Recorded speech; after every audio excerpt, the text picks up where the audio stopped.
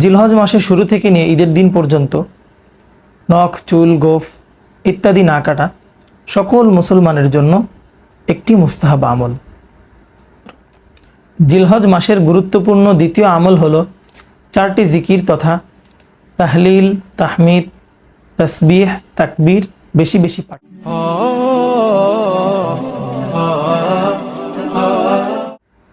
আসসালামু আলাইকুম ওয়া রাহমাতুল্লাহি ওয়া বারাকাতুহু। আলহামদুলিল্লাহি রাব্বিল আলামিন আদাদা খালকিহি ওয়া রিদা নাফসিহি ওয়া জিনাতা আরশিহি ওয়া মিদাদা কালিমাতিহি ওয়াসসালাতু ওয়াসসালামু আলা রাসূলিল্লাহি ওয়া হাবিবিহি ওয়া আলা আলিহি ওয়া আসহাবিহি ওয়া আতবাইহি ওয়া জুনুদিহি, আম্মা বা'দ। জিলহজ মাস ফাজাইল আহকাম এর দ্বিতীয় পর্ব যেখান থেকে দেখছেন সকলকে জানাই আন্তরিক মোবারকবাদ ও অভিনন্দন। জিলহজ মাস অত্যন্ত সম্মানিত ও ফজিলতপূর্ণ একটি মাস। এই মাসের সাথে জড়িয়ে আছে ইসলামী শরীয়তের 8টি বিধান, যা সংক্ষিপ্তভাবে আমরা প্রথম পর্বে উল্লেখ করেছি। এ পর্বে আমরা সর্বপ্রথম 2টি বিধান নিয়ে কিছুটা বিস্তারিত আলোচনা তুলে ধরার আশা রাখছি। জিলহজ মাসের 8টি বিধানের মধ্যে সর্বপ্রথম বিধান হলো নখ, চুল, গোঁফ ইত্যাদি না কাটা।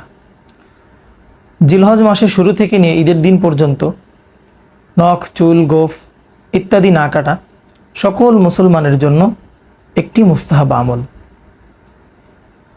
এই আমল সম্পর্কে কোরআনে কারিমে কোনো বর্ণনা নেই, তাই ইসলামী শরীয়তের দ্বিতীয় উৎস হাদিস শরীফ এ সম্পর্কে কি বলে সেটা আমাদেরকে জানতে হবে। জিলহজ মাসের এই বিধান সম্পর্কে রাসূলুল্লাহ সাল্লাল্লাহু আলাইহি ওয়াসাল্লাম থেকে একাধিক হাদিস বর্ণিত হয়েছে। এই সকল বর্ণনাকে সামনে আনলে দেখা যায় যে এই আমল করেনেওয়ালারা 2 ভাগে বিভক্ত।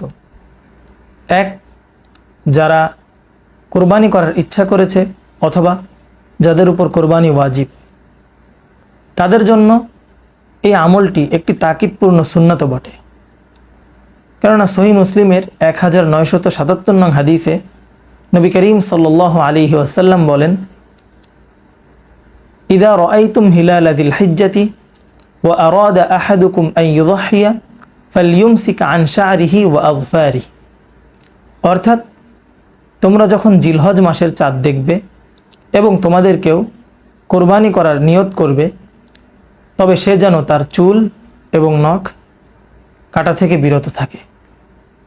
2 নম্বর, যাদের উপর কোরবানি ওয়াজিব নয়।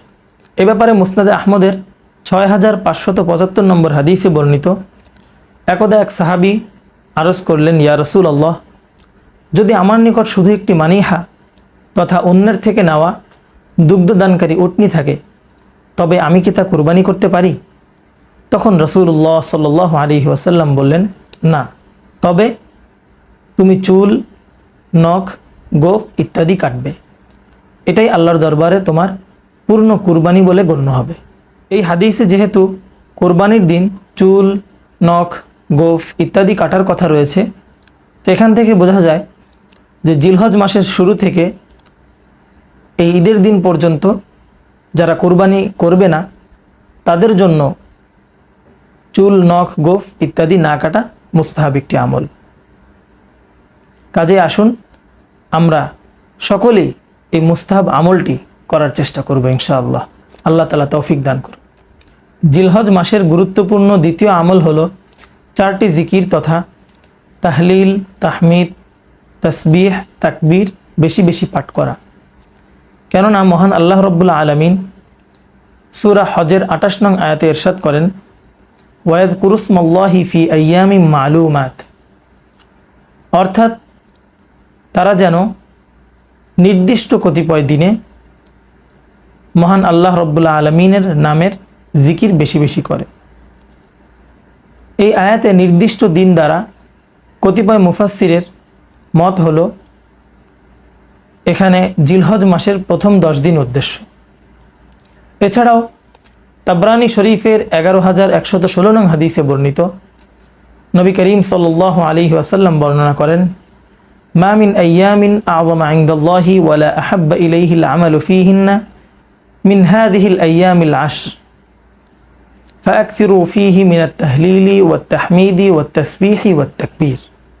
হাদিসের মর্মার্থ হলো জিলহজ মাসের এই 10 দিনে বেশি বেশি নেক আমল করা মহান আল্লাহ রব্বুল আলমিনের নিকট সবচেয়ে মহান ও প্রিয় কাজ। অতএব তোমরা তাহলিল তথা লা ইলাহা ইল্লাল্লাহ, তাহমিদ অর্থাৎ আল্লাহ আলহামদুলিল্লাহ, তসবিহ অর্থাৎ সুবহানাল্লাহ এবং তাকবীর মানে আল্লাহু আকবার বেশি বেশি পাঠ করো। এই আমলটির ক্ষেত্রে আমরা সহিহ মুসলিমের 2137 নং হাদিসটির উপর হুবহু আমল করতে পারি। উক্ত হাদিসে নবী করিম সাল্লাল্লাহু আলাইহি ওয়াসাল্লাম ইরশাদ করেন, আহাব্বুল কালামি ইলাল্লাহি আরবাউন, অর্থাৎ মহান আল্লাহ পাকের নিকট সবচেয়ে প্রিয় বাক্য 4টি। সেগুলো হলো সুবহানাল্লাহি ওয়ালহামদুলিল্লাহি ওয়ালা ইলাহা ইল্লাল্লাহু ওয়াল্লাহু আকবার। তো আমরা যদি ওই 4টি জিকির বেশি বেশি করার ক্ষেত্রে সুবহানাল্লাহি ওয়ালহামদুলিল্লাহি ওয়ালা ইলাহা ইল্লাল্লাহু ওয়াল্লাহু আকবার এটা বেশি বেশি পড়ি, তাহলে আমাদের একই সাথে উভয় হাদিসের উপর আমল হয়ে যাবে। তাই আসুন আমরা এই জিলহজ মাসের গুরুত্বপূর্ণ যে আমল রয়েছে, এই আমলের মধ্য থেকে যে 2টি আমল আমরা বিস্তারিত আজকে জানলাম, এগুলোর উপর আমল করার চেষ্টা করি। আল্লাহ রব্বুল আলামিন আমাদের সকলকে আমল করার তৌফিক দান করুন। আমিন।